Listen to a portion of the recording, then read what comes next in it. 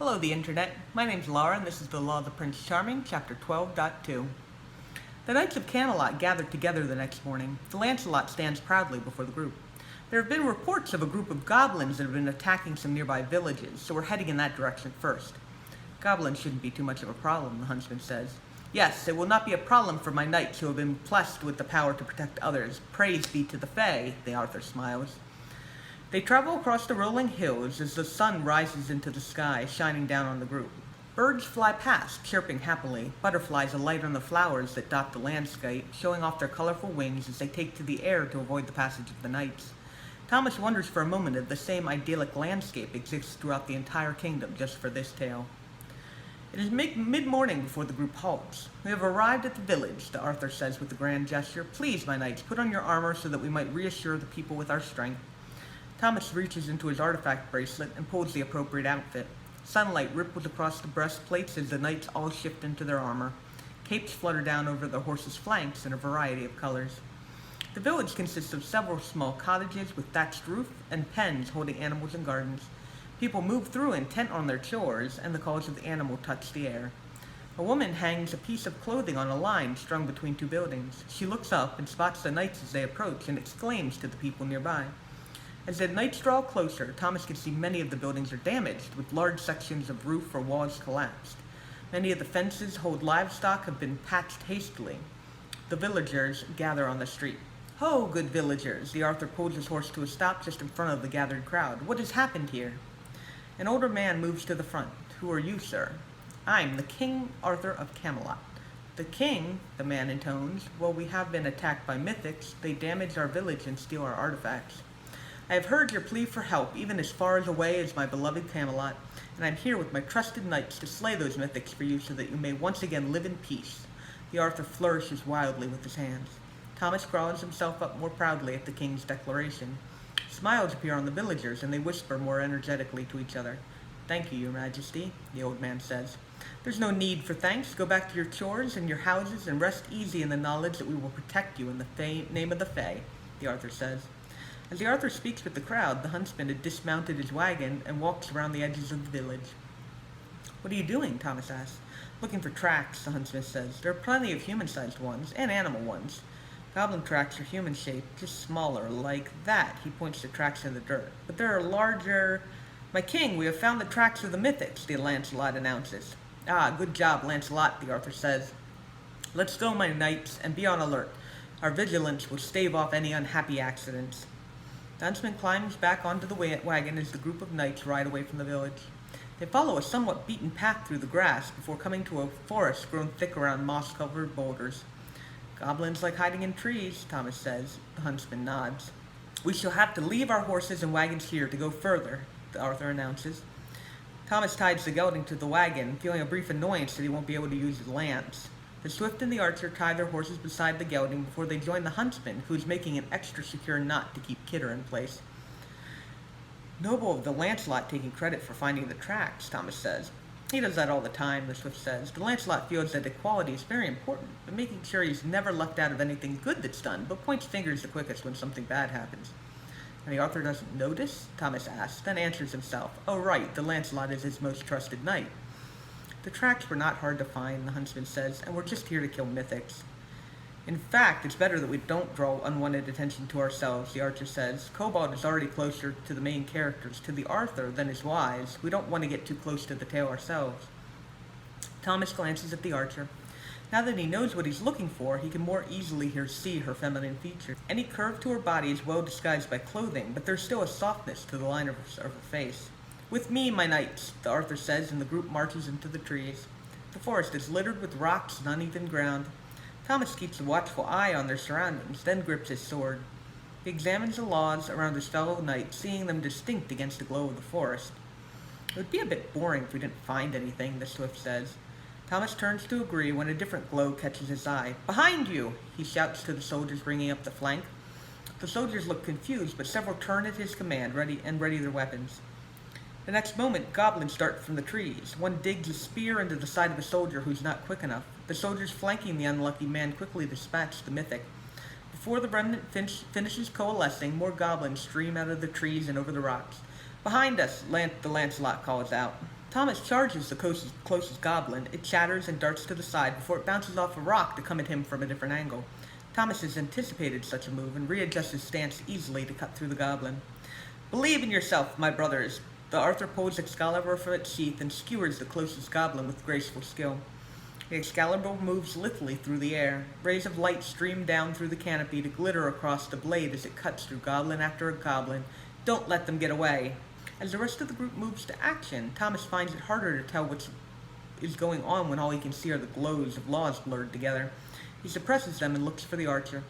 She's positioned herself on top of a small boulder, firing lightning arrows after reckless goblins. One arrow bursts into a tangle of vines and wraps around several goblins, arresting their movement. Thomas cuts through the tangled goblin as he circles the vines toward the archer. The swift is flitting through the trees in front of her, chopping at the goblins. The archer fires several arrows around him. Lightning crackles through the goblins' bodies. A few, who are not picked off by the swift's axe, turn and dash toward her. Thomas pushes the stone ram's law of powerful charge into his sword and charges the goblins. He grabs one's throat and slams it into the ground where it comes apart. He slices at another, but it darts away, bouncing off a tree and hurling itself at the archer. "Watch out!" Thomas cries. The archer turns neatly and releases a lightning arrow into the goblin, killing it. Thomas runs toward the goblins that are now swarming the archer's rock. He cuts through the distracted mythics, only to glance up long enough to see her glaring at him. The swift comes back through the trees. "Where's my cover fire?" Blood drips from a wound on his arm. "White's distracting me." The archer jumps down from the boulder and knocks a white Kieran arrow into her bow. She fires it at the swift's arm, healing the wound there. "Go get in Black's way," she says to Thomas. She fires another arrow at the goblin running toward her, which pierces through that goblin and into the one behind it. "But I have to." "Incoming!" The huntsman's voice cuts over the battle. Thomas turns just in time to see a soldier fly through the air and slam into a tree.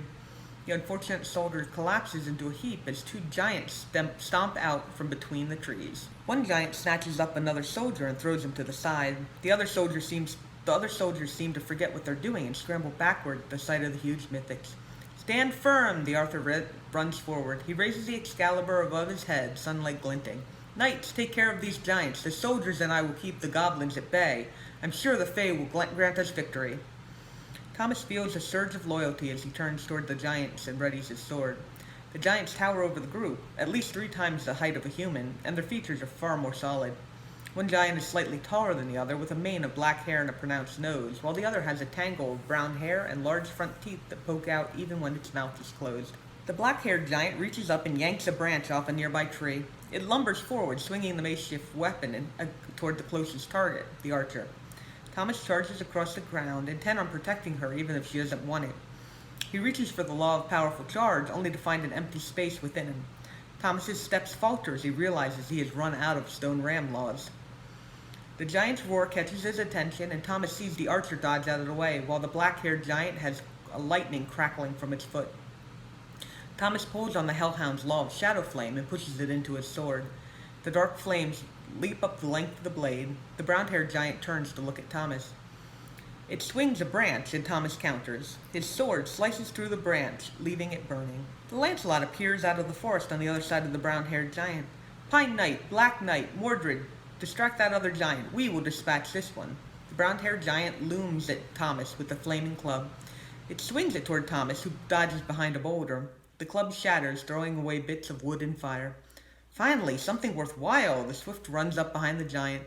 His skin is now covered in the furry white texture of his Pegasus laws. His axe cuts into the giant's leg. The giant turns and swats at him, but the swift vanishes in a blur, appearing at a distance to the right. The giant looks surprised and swings at the swift again. The swift rushes forward into the blow and cuts into the giant's hand as it nears. The mythic cries out in pain, wrenching its hand back. Thomas ducks back out from behind the boulder and finds Mordred at his side. The two of them attack in tandem, their swords slicing into the confused giant's leg. The giant bellows in rage, turning and sweeping the both of them with its uninjured hand. The two knights dodge out of the way. "It's not wise to turn your back on me." The swift slams his axe into the side of the giant's leg with a grin on his face. "Ow." The giant turns back around, grabbing another large branch, and hurls it at the swift. He dodges neatly out of the way, only the branch hits a tree behind him and rebounds to strike the swift in the back. The giant raises its arm for another blow. Thomas runs into the way when an arrow zips into the giant's forearm from behind.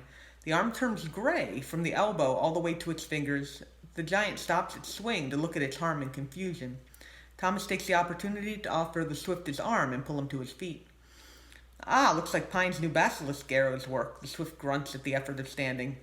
They turn to see the Mordred distracting the giant. Its lower arm is still stoned, which hasn't stopped it from using it as a weapon. Oh man, I have to find out if I can shatter that hand, the Swift laughs.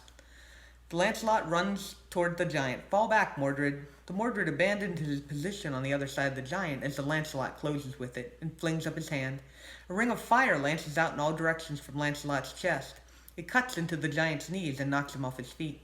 The fire circle hits a few trees behind the Lancelot, leaving charred lines in their trunks. Hey, you're fighting me, the Swift crashes forward. Get back, Crimson Knight, the Lancelot calls. The Swift swings his axe in a strong underhanded blow into the stone arm.